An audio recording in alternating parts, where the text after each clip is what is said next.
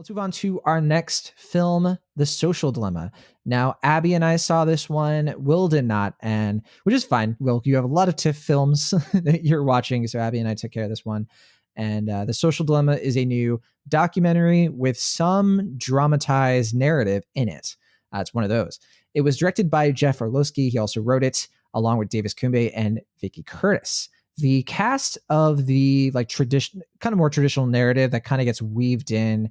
The central cast features Skylar Gisondo, Kara Hayward from Moonrise Kingdom and To the Stars, and then also Vincent Kartheiser, who you'll recognize from Mad Men. And the documentary is, as we kind of were alluding to in off topics earlier, it's sort of exploring how the rise of social media is causing real damage to society. And we hear from people who used to work at these tech companies and how they know firsthand, here's what's happening. Here's how users are getting exploited. And something that's very interesting about this documentary is it goes a step further. It's saying we have these preconceived notions of how we're sort of the product, and that's how we get social media for free. But it actually goes a bit deeper than that. It's not just that we're the product, but the sort of predictive behaviors around what we're going to do, that is more of what they're trying to exploit through things like data mining and surveillance capitalism, and how all of it is being used for politics and how it's creating anxiety in the next generation, how it's making people addicted to something that can sort of turn you in a negative direction toward conspiracy theories and very hateful movements. And it's a hard thing to watch. I've been talking about this documentary with several people who have seen it. And it's one of those documentaries where I've described it to people where I don't feel like I've been this provoked to change a central behavior that I have since I watched something like Inconvenient Truth. This documentary just really provoked something in me. It got me to think really deeply about some of the habits that I have and a lot of the echo chambers that I exist in and how I'm sort of letting them control me without even realizing that I don't have as much agency with social media as I like to think that I do. So I found this documentary pretty effective. It premiered at Sundance, but I'm curious, Abby, what you think of this one. Not everyone's loving this. Some people are really looking at this and saying, and heaping some criticism, but where are you at? I'd be curious to hear what other criticisms people have of this. I am mixed to mostly negative on this. I think that the information that's being conveyed in the documentary, I mean, I'm not going to discount its truth or importance. I think it's all accurate and I think it's all true. And I do appreciate the fact that a lot of that information is coming to you from people who have firsthand experience working on those platforms. But a lot of it isn't new knowledge to me, especially the stuff that takes up the first 2/3 of the movie. Things about public image and overall impact on people's self-esteem and mental health. That's stuff that's been going on basically since Facebook was created. I think the information about advertising, I think, is revealing. And I mean, I may be a little bit biased about this because my day job involves marketing, but I didn't necessarily see some of those aspects as evil as the movie would like you to think they are. I think definitely some of those tools are being used negatively by some places, but not all of it. And often it's stuff that's used to get organizations to help target their stuff in ways that'll make it more effective. So, I mean, it's negative some of the time, but not 100% of the time. The stuff that really interested me was more kind of fake news and politics based. I think I would have appreciated it if the movie or if the documentary had focused almost entirely on that, because I feel like that is a conversation that we are having more and more right now, and something that I think requires a lot of information and critical thinking skills to kind of navigate your way around. So I think my overall feeling of that, and sorry, heavy sigh, because I get pretty worked up about some of this stuff. I think that there are some good essential truths there, but I feel like there's a lot of information that isn't necessarily new. There's a lot of sensationalizing of things that are a little more nuanced, I think, than the documentary would like to give credit to. The dramatized elements, I thought, felt a little extreme and kind of hokey, but I did appreciate the fact that there was a call for more regulation and more kind of self-policing, which I really feel like are the two things that are probably going to be the most helpful to kind of lift us out of the current situation that we find ourselves in. All right. Yeah.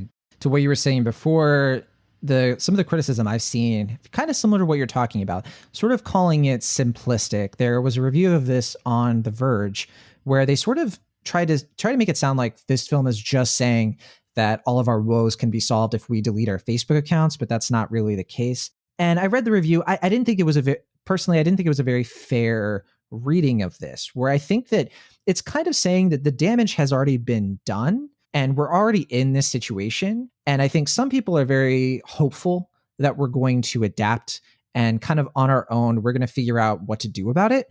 But at the same time saying we need regulation, we need actual like government intervention to rein in the tech companies. So yeah, watching this, I had a similar feeling you did, in the sense that a lot of this information is not new. You're definitely right about that. I also do a lot of marketing for my day job, and I'm plenty aware of a lot of this stuff. I think what changed it though for me, because I've seen other documentaries get into this. Feel Good Man, which we were supposed to review last week. A lot of listeners don't actually know. We were supposed to review Class Action Park and Feel Good Man last week. We had technical difficulties and we had to nix those two reviews, unfortunately. But I thought Feels Good Man was very informative in that sense as well, just kind of getting into how radicalized social media groups are kind of hijacking some of our pop culture in ways that are very very unfortunate, for sure. But in the sense that even though I knew a lot of this information, what I appreciated in this documentary is how it was explained concisely, how there were a lot of really good facts and figures behind it that were readable, that were easy to digest. I got the feeling that somebody who is not predisposed to agreeing with this documentary could watch this and actually, in my situation too, feel a little bit like, okay, we actually need to do something about this. I get the sense, I've talked to people who really think that it's not that big of a deal, and who think that what social media is doing to preteens in particular is something that, kind of like how they show some of the other side of that argument in the documentary. It's a very heavy-handed documentary. It's not very, both sides-ish, but it just sort of show the other side of that. It was like, look, we're, just like any new technology that comes along, we will adapt. We will figure out how to fix this. But I think what the documentary points out is that the root of the problem is very systemic. And it's because there's so much power being held over the entire world. That was the kind of stuff that I think people need reminding, who already know. And then people need to wake up to this, who have no real idea of the implications, for sure. I think that in terms of like the advertising data, I didn't get the sense that it was saying that all advertising is evil. I got the sense that it can be neutral. Like, advertising is certainly something that, in terms of like data mining, can be a nuanced thing that we have control over. I guess I just got the sense that it was sensationalizing for the sake of getting the message across that we're not doing anything about this, and it's like running buck wild. And that I felt pretty kin to. I felt that was accurately described, personally. Yeah, I think I agree with that. It's, if you're not necessarily on the wavelength of, if you find yourself as somebody who might be predisposed to not caring or actively disagreeing with some of the ideas that come up in the film, I feel like this movie does provide some pretty good arguments, data-based arguments that can help change your mind. And I feel like that could be a helpful thing. And again, I think a lot of this comes from personal experience, also my day job. I don't want to act like I'm quote unquote more enlightened than anybody, but just because I live so much of my life online, there's a lot of this that I feel like I had experienced in some way, shape, or form. But I do think it's important to get that information out there. I do feel like there were parts of it that were a little bit heavy-handed, but also if you're trying to convince somebody, sometimes that's the best way to do it. Yeah, it's almost similar to what we were saying about On Pregnant in a way of, at least the message is getting across, and that has value. We shouldn't dismiss it out of hand, but at the same time, I think it's reasonable to criticize. So I'll definitely criticize certain things as well. It's not like I'm fully positive or anything. I think that I wanted to mention this before. I wanted to wait here. What Feels Good Man does a lot better is it points out that this problem is also fueled by things like 4chan and Reddit and sort of the ways social media is pushing us into these corners. This film kind of dives into the echo chamber, but where I'll agree with you, I think what I'm hearing from you is that it's not all because of social media, or it's not all because of like one app. which is what the Verge article is getting at. It's not all because of Facebook. And I think this film really goes after Facebook. As much as I want to go after Facebook, I'm not a fan of Facebook, broadly speaking. I do think that there wasn't enough blame being thrown around. I think Facebook and Google sort of get the brunt of it. And I think it's probably because a lot of the people they interviewed were being far more or going a lot farther with Google and Facebook, particularly the former Google employee who has now started his own movement against what his company is doing right now.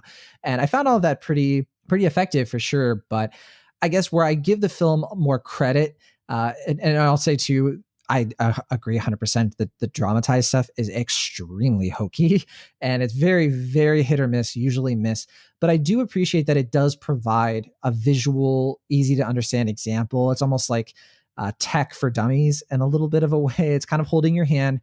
But I do appreciate that it is doing that to sort of break things up. And it makes the documentary feel better paced because it's not tons of information. I do like that it is showing its work. And it's saying like, okay, we're going to tell you this really complicated thing, explain it, and then we're going to use a dramatized thing to really nail it home. And I think that's what I appreciate about the documentary the most is that it's very easy to watch it and learn something and have it retain, I think.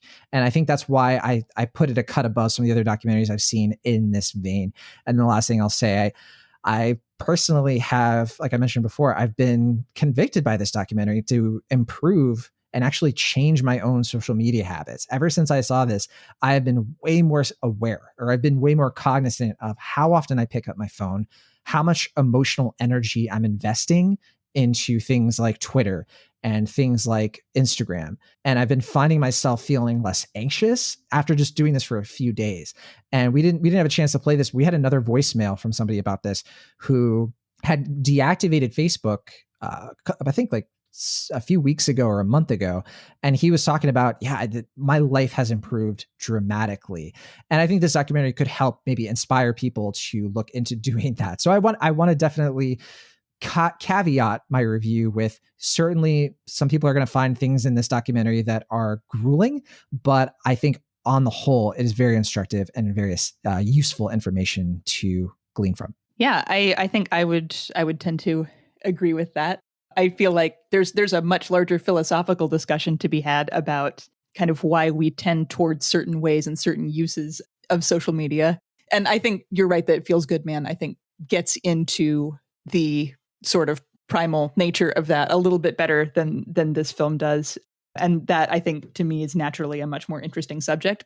But yeah, I think that there are some takeaways from this that I think are worth implementing, considering like the amount of time that you spend using social media. And I feel like that if nothing else, the film will have an impact on me in that regard, like paying more attention to how many hours I like while away on Twitter or Instagram and the excuses that I give myself for doing that. So yeah, I mean, I think that there are good lessons to be learned here. I don't know that I felt that formally it all worked, but it does, at least, if nothing else, spark a conversation that's worth having.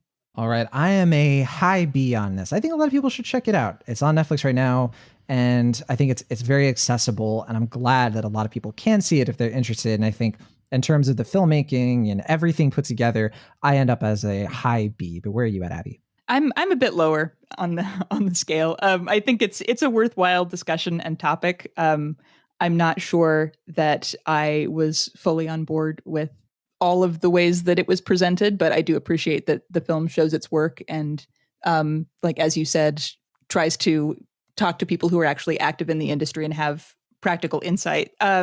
I would go probably a C plus, honestly, which I know is kind of a I expect kind of lower, a heavy grade, but yeah, no, a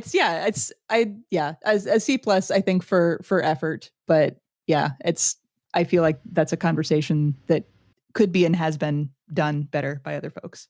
I think we can definitely agree that an even better version of this documentary is out there to be made, perhaps. But I definitely hope that's the case. I would love to see an even better version of this personally. But all right, that is The Social Dilemma. I can't remember the last time Abby and I were this far apart in our grades, but I love it. It shows that a nice range of opinion on this new documentary. Depending on what you thought of our thoughts, definitely hope some of you check it out and decide for yourself what you think. Again, it is on Netflix now.